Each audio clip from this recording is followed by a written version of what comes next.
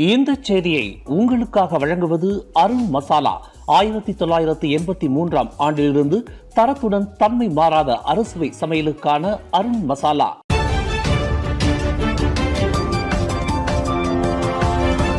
வணக்கம். திசைகளின் ஒரு மணி செய்திகள்.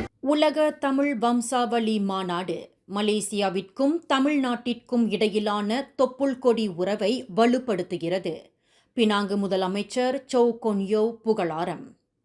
பினாங்கில் இன்று தொடங்கியுள்ள உலக தமிழ் வம்சாவளி மாநாடு மலேசியாவிற்கும் தமிழ்நாட்டிற்கும் இடையில் நீண்ட காலமாக கட்டிக்காக்கப்பட்டு வருகின்ற தொப்புள் கொடி உறவை நிரூபிக்கிறது என்று பினாங்கு முதலமைச்சர் சோ கொன் யோ புகழ் மாலை சூட்டினார்.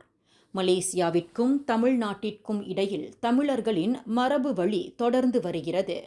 அதுவும் தமிழ்நாட்டிற்கும் மலேசியாவில் பினாங்கிற்கும் இடையில் நீண்ட காலமாகவே ஒரு வலுவான உறவு இருந்து வருகிறது. காரணம், தமிழர்கள் தமிழ்நாட்டிலிருந்து பினாங்கில்தான் முதல் முறையாக தரையிறங்கினர் என்ற ஒரு நீண்ட வரலாறு உண்டு. இத்தகைய மகத்தான உறவை கொண்டுள்ள தமிழர்கள், குறிப்பாக உலகளாவிய தமிழ் சமுதாயத்தினர், இன்று பினாங்கில் ஒன்று கூடி தமிழுக்காக விழா எடுத்து இருப்பதிலும் அதனை கொண்டாடுவதிலும் தமிழர்களின் அடுத்த கட்ட நகர்வை நோக்கிய முன்னேற்றங்கள் குறித்து கலந்து ஆய்வு செய்வதிலும் பினாங்கு மாநிலம் உண்மையிலேயே பெருமிதம் கொள்வதாக சோ கொன் யோ தமது பாராட்டை தெரிவித்தார். இன்று சனிக்கிழமை காலையில் பினாங்கு டேவான் ஸ்ரீ பினாங் அரங்கில் தொடங்கியுள்ள உலகளாவிய தமிழ் வம்சாவளி மாநாட்டை அதிகாரப்பூர்வமாக தொடக்கி வைத்து சிறப்புரையாற்றுகையில் சோ கொன் யோ இதனை தெரிவித்தார். To organize GOTO, if the organizers think Penang and Malaysia is a suitable venue for such gathering of the Tamil community worldwide. Because it is not only an important milestone for GOTO organization, but also important for Penang as we strengthen the long-standing bonds between Tamil Nadu and Malaysia and Tamil Nadu with Penang in particular. Penang மாநில ஆட்சிக்குழு உறுப்பினரும் பிராய் சட்டமன்ற உறுப்பினரும் Tamil பற்றாளருமான Datuk Seri Sundararaju Somu தலைமையில் இணை ஏற்பாட்டாளராக தமிழ்நாடு செல்வகுமார் தலைமையிலான குழுவினருடன் இணைந்து முன்னெடுக்கப்பட்ட இந்த 2 நாள் மாநாட்டை அதிகாரப்பூர்வமாக தொடக்கி வைப்பதில் தாம் பெருமிதம் கொள்வதாக சோ கொன் யோ குறிப்பிட்டார். இந்த மாநாட்டை பொருத்தமான இடத்தில் ஏற்பாடு செய்த டத்தோஸ்ரீ சுந்தரராஜு சோமு தலைமையிலான குழுவினருக்கு தமது பாராட்டுகளையும் வாழ்த்துகளையும் தெரிவித்துக் கொண்ட சோ கொன் யோ, தமிழர்களின் முன்னேற்றம், கலை, பண்பாடு, கலாச்சாரம், தொழில் முனைவு குறித்து விவாதிக்கக்கூடிய சிறந்த தளமாக இந்த மாநாடு விளங்குகிறது என்றும் இதற்கு பினாங்கு அரசு தனது முழு ஆதரவை வழங்கியுள்ளதாகவும் அவர் குறிப்பிட்டார். முன்னதாக வரவேற்பு உரையாற்றிய டத்தோஸ்ரீ சுந்தரராஜு சோமு, தமிழர்கள் அடுத்த கட்ட நகர்வை நோக்கி கொண்டு செல்லவே இந்த மாநாடு ஏற்பாடு செய்யப்பட்டுள்ளதாக குறிப்பிட்டார். தமிழ்நாடு பால்வளத்துறை மற்றும் கதர்துறை அமைச்சர் RS ராஜ கண்ணப்பன், நாடாளுமன்ற உறுப்பினரும் விடுதலை சிறுத்தைகள் கட்சியின் தலைவர் தொல் திருமாவளவன், சட்டமன்ற உறுப்பினர் டி வேல்முருகன், சட்டமன்ற உறுப்பினர் ER ஈஸ்வரன் மற்றும் வேந்தர் டாக்டர் G விஸ்வநாதன் ஆகியோர் இம்மாநாட்டிற்கு சிறப்பு பிரமுகர்களாக கலந்து கொண்டுள்ளனர். அதேவேளையில் பினாங்கு மாநில துணை முதலமைச்சர் ஜக்தீப் சிங் டியோ உட்பட ஆட்சிக்குழு உறுப்பினர்களும் சிறப்பு பிரமுகர்களாக கலந்து கொண்டுள்ளனர். முன்னதாக இந்த மாநாட்டையொட்டி ஏற்பாடு செய்யப்பட்ட கண்காட்சியையும் முதலமைச்சர் சோ கொன் யோ பார்வையிட்டார். சுமார் 700க்கும் மேற்பட்ட பேராளர்கள் கலந்து கொண்டனர்.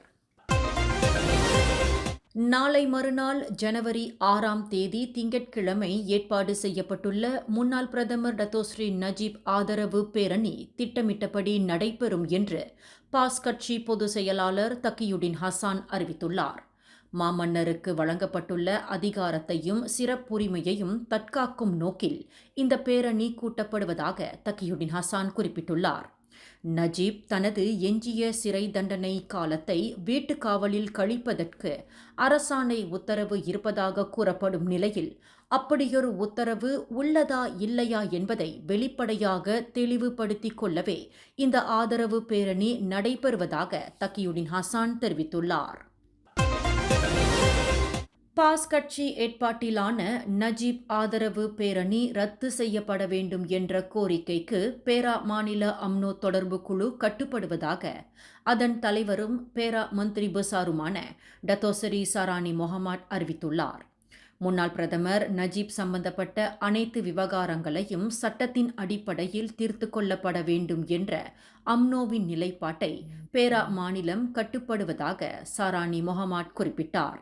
சட்டத்தினால் தண்டிக்கப்பட்ட ஒரு குற்றவாளிக்கு மன்னிப்பு வழங்குவதும் தண்டனையை ஒத்திவைப்பதும் தண்டனையை குறைப்பதும் மன்னிப்பு வாரியத்திற்கு தலைமையேற்றுள்ள மாமன்னரின் அதிகாரத்திற்கும் உரிமைக்கும் உட்பட்ட விவகாரம் என்பதை பேரா மாநில அம்னோ மதிப்பதாக சரானி மொஹமாட் தெரிவித்தார். சிறை தண்டனை அனுபவித்து வரும் கைதிகளுக்கு பொது மன்னிப்பு வழங்குவது தொடர்பில் சட்டத்துறை அலுவலகம் வெளியிட்டுள்ள அறிக்கையில் தவறு நிகழ்ந்ததை தொடர்ந்து அதனை சரிப்படுத்துவதற்காகவே இஸ்தானா நகாரா ஓர் அறிக்கையை வெளியிட்டுள்ளது என்று வழக்கறிஞரும் சட்ட வல்லுநருமான முகமது ஹனீஃப் கத்ரி அப்துல்லா தெரிவித்துள்ளார். பொது மன்னிப்பு என்பது கைதிகளுக்கு வழங்குவதற்கு மாமன்னருக்கு உரிய பிரத்யேக உரிமையாகும். அதனைதான் அரசியலமைப்பு சட்டமும் வலியுறுத்துகிறது. ஒரு கைதி பொது மன்னிப்பு கோரினால் கடைபிடிக்கப்பட வேண்டிய நடைமுறைகள் யாவை என்பதை இஸ்தானா நகாரா மிக தெளிவாக தனது அறிக்கையில் விளக்கியுள்ளது.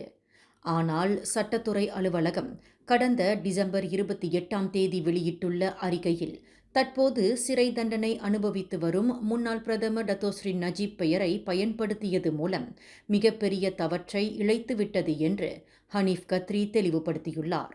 பொது மன்னிப்பு விவகாரத்தில் நஜீப் பெயரை சட்டத்துறை அலுவலகம் அறவே சம்பந்தப்படுத்தியிருக்கக்கூடாது.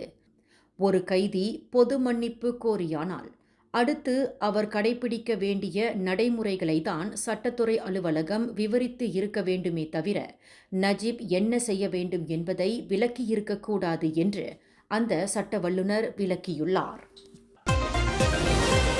தனது தாயாரின் உறவினரை கத்தியால் குத்தி காயப்படுத்தியதாக சந்தேகிக்கப்படும் 14 வயது பெண் ஒருவரை போலீசார் கைது செய்துள்ளனர். இச்சம்பவம் நேற்று வெள்ளிக்கிழமை இரவு பினாங்கு பிராய் ஜாலான் பிராயில் உள்ள ஓர் அடுக்குமாடி வீட்டில் நிகழ்ந்தது. வயிற்றில் கத்திக்குத்து காயத்திற்கு ஆளான 35 வயது நபர் தற்போது மருத்துவமனையில் அனுமதிக்கப்பட்டு தீவிர சிகிச்சை பெற்று வருவதாக சபராங் பிராய் மாவட்ட போலீஸ் தலைவர் உதவி கமிஷனர் ஹெல்மி ஆரிஸ் தெரிவித்தார். கடந்த 4 ஆண்டுகளாக அந்த உறவினர் வீட்டில் வசித்து வந்த அந்த இளம்பெண் தனது தாயாருடன் இருக்கப் போவதாக கூறியுள்ளார். அப்போது அந்த பெண்ணுக்கும் உறவினருக்கும் ஏற்பட்ட கடும் வாக்குவாதத்தில் அந்த பெண் கத்தியால் குத்தியதாக நம்பப்படுகிறது என்று ஹெல்மி குறிப்பிட்டார். 2 வாகனங்கள் மோதிக்கொண்ட விபத்தில் ஒருவர் உயிரிழந்தார். மேலும் 9 பேர் காயமுற்றனர்.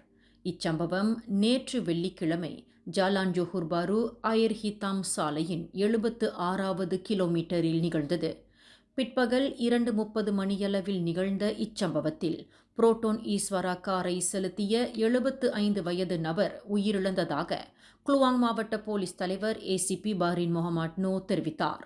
புரோட்டோன் ஈஸ்வரா காரும் ஹுண்டாய் சத்ரியா காரும் எதிரும் புதிருமாக மோதிக்கொண்ட விபத்தில் அந்த முதியவர் சம்பவ இடத்திலேயே மாண்ட வேளையில் 7 காயமுற்றதாக அவர் குறிப்பிட்டார்.